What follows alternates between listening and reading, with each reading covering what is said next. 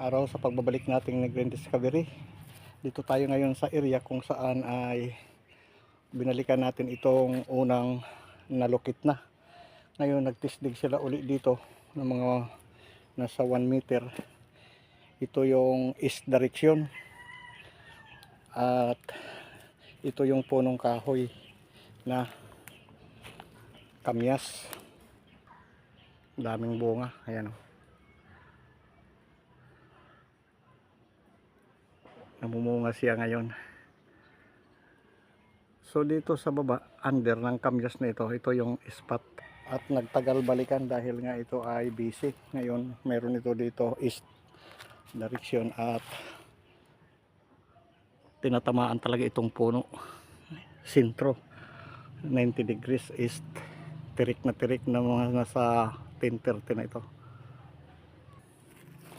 Ay nagbuta sila noon, ngayon pinalo up ito. At mayroon dito nagpapangsyon sa ano na ito.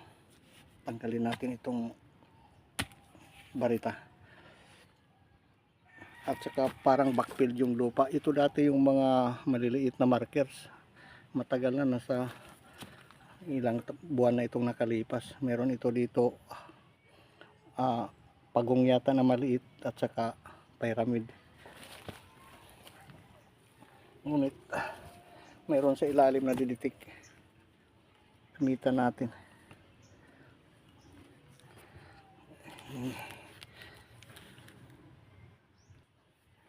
Ito.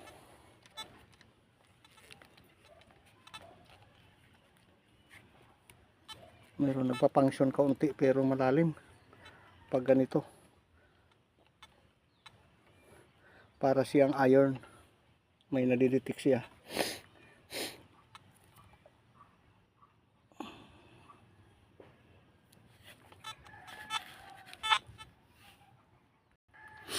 Ngayon dito yung nagpapangsyon mga ka-discovered.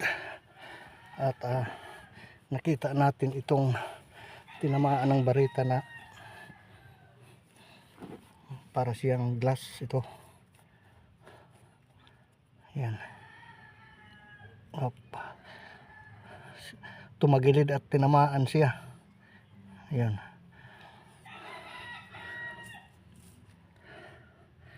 Ito siya.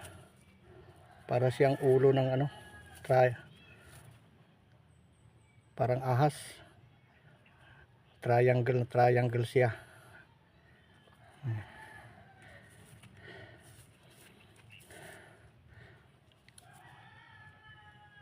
Makikita natin dito mga ka-discover, ayan, mayroon siyang maliit na parang paa. Ayan, ito hindi natin alam kung ano talaga ang pagka ano nito, pagka lagay dahil tinamaan ng barita. Makapal siya, hindi nabasag, nakatagilid na dito, kaganon na siya. Hindi natin alam kung pag ganon ganito at nakaganyan na lang makuha natin kanina. Ayan. Ang ibig sabihin dito ay possible nga center. So dito, ito yung ano natin, nagtutunog dito. Ito, parang may bakal siya.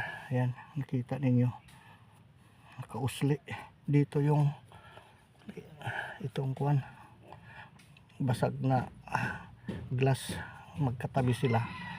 Ayan, meron dito parang nakausli ito, naglagatik, tinamaan ng barita, mabuti hindi nakaano.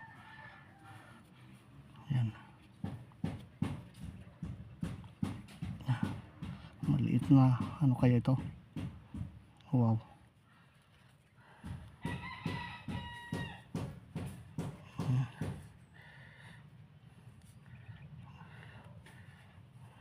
Wow. Ito yung tumutunog yung Nukta-Mactro detector. Ito yung kanyang natutunugan mga ka-discover. Ayan. At dito siya sa gilid. Ayan. Parang magkatabi sila pero patusok. Ayan man dito yung itong ano, glass. Ang ano nito na lupa ay maitim at saka ito para na siyang brown. Pangalawang tisdig na ito, mayroon pa siyang parang mga puti-puti. Una, kalahating metro, ngayon mga 1 meter na ito. Ayan siya. Hawakan natin.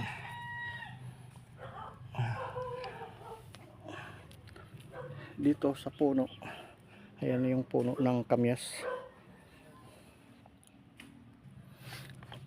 Dito sa pagtisdig ay bali ito la yung mga ano ito, mga markers nga nakita natin. Ayan, pababa. Ito ay flat siya.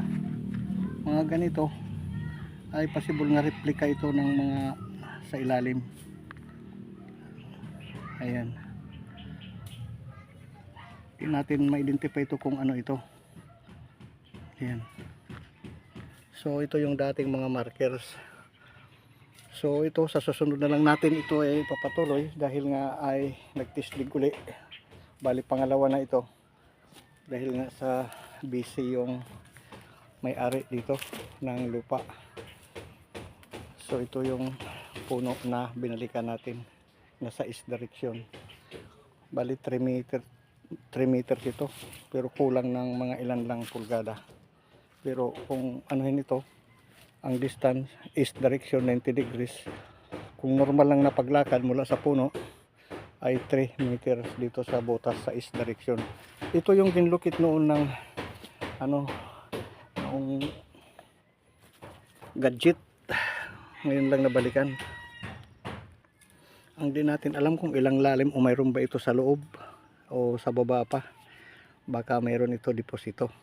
At ito kasi ang lupa dito sa atin, sa lugar, kahit saan dito sa Pilipinas ay mayroon natural mga gold yan, na mga bato, mga gold dust.